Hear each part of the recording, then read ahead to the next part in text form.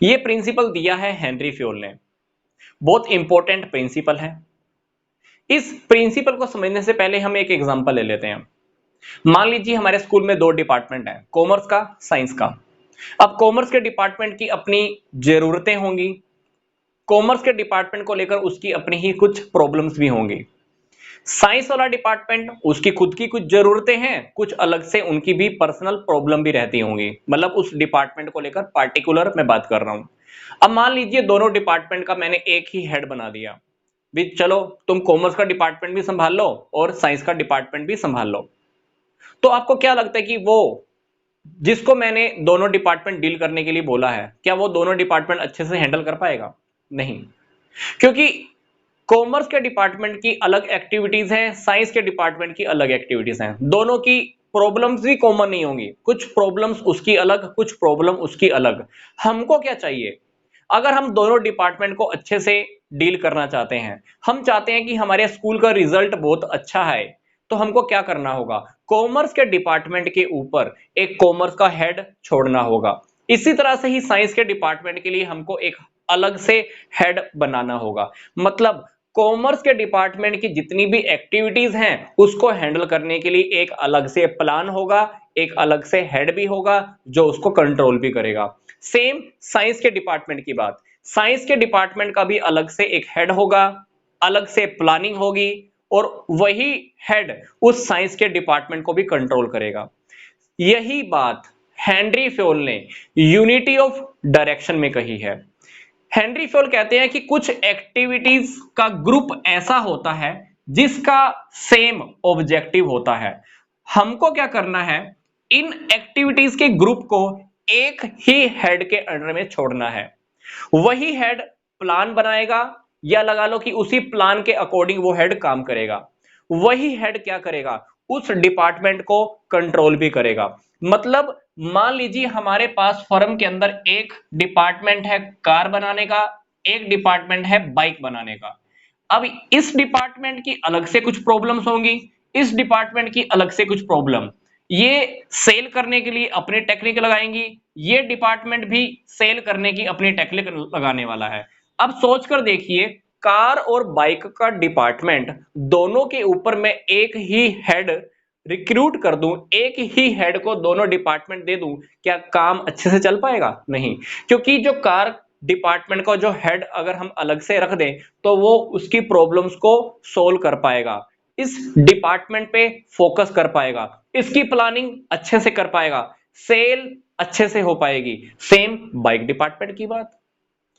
मतलब इस प्रिंसिपल के अकॉर्डिंग कार के डिपार्टमेंट की खुद की एक्टिविटीज हैं, खुद की प्रॉब्लम्स हैं। हमने क्या करना है? इस डिपार्टमेंट को एक ही हेड के अंडर में छोड़ना है, जो प्लानिंग भी करेगा या प्लान के अकॉर्डिंग काम करेगा, जो इस डिपार्टमेंट को कंट्रोल भी करेगा। यही बात हेनरी फ्योल ने कही है अपने प्रिंसिपल में कि कुछ एक्टिविटीज का ग्रुप ऐसा होता है जिनका सेम टारगेट होता है, हमको उसके लिए एक हेड या एक ही प्लान रखना है, और वही हेड क्या करेगा? उन्हीं एक्टिविटीज को कंट्रोल भी करेगा। अब बेनिफिट क्या होगा यूनिटी ऑफ डायरेक्शन की वजह से? हेनरी फ्योल कहते हैं कि अगर आप यूनिटी ऑफ डायरेक्शन को फॉलो करते हो तो क्या होने वाला है, सोचकर देखिए। स्पेशलाइजेशन मिलने वाली है।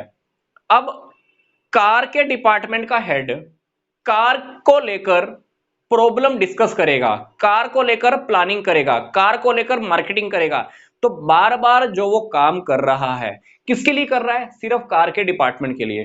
तो सोचकर देखिए उस हेड में कार के डिपार्टमेंट को लेकर या कारों के बिजनेस को लेकर स्पेशलाइजेशन के गुण आएंगे कि नहीं आएंगे? उसके अंदर सारी क्वालिटीज आ जाएंगी उस डिपार्टमेंट को लेकर, वो काम बहुत इजीली कर पाएगा, काम स्पेशल तरीके से कर पाएगा।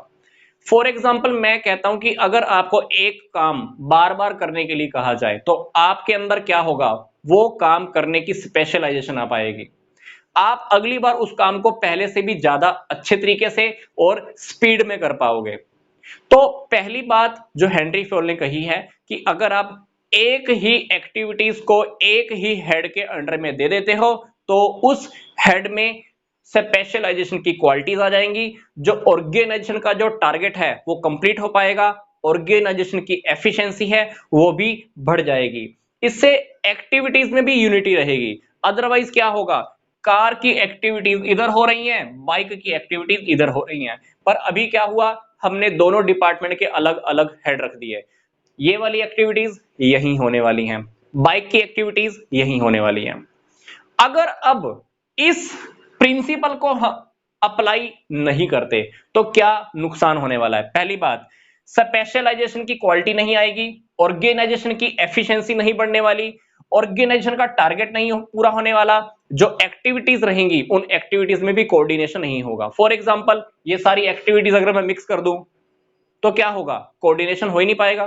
पता चला कि बाइक वाला सामान कार में फिट कर दिया, कार वाला सामान बाइक में फिट कर दिया, तो कोऑर्डिनेशन एक्टिविटीज में पॉसिबल नहीं हो पाएगा। तो डेफिनेटली बात, ये यूनिटी ऑफ डायरेक्शन किस लिए है, ताकि हमारी ऑर्गेनाइजेशन अच्छे से चलती रहे, कुशल तरीके से चलती रहे, efficient running of an organisation. Henri Fayol ने जो ये प्रिंसिपल दिया है, क्यों दिया है, for efficient running of an organisation. तो यूनिटी ऑफ डायरेक्शन का जो टारगेट है, ऑर्गेनाइजेशन को बहुत अच्छे से चलाना, लंबे समय तक चलाना। बट हमने यूनिटी ऑफ कमांड में क्या स्टडी किया था? यूनिटी ऑफ कमांड में कहा गया है एक एम्प्लॉय को एक वक्त पर एक ही सुपीरियर से ऑर्डर मिलने चाहिए। यूनिटी ऑफ कमांड एम्प्लॉइज की एफिशिएंसी इंक्रीज करने की बात करता है, पर यूनिटी ऑफ डायरेक्शन क्या कहता है कि हमको पूरी ऑर्गेनाइजेशन की एफिशिएंसी को इंक्रीज करना है ताकि ऑर्गेनाइजेशन का टारगेट कंप्लीट किया जा सके।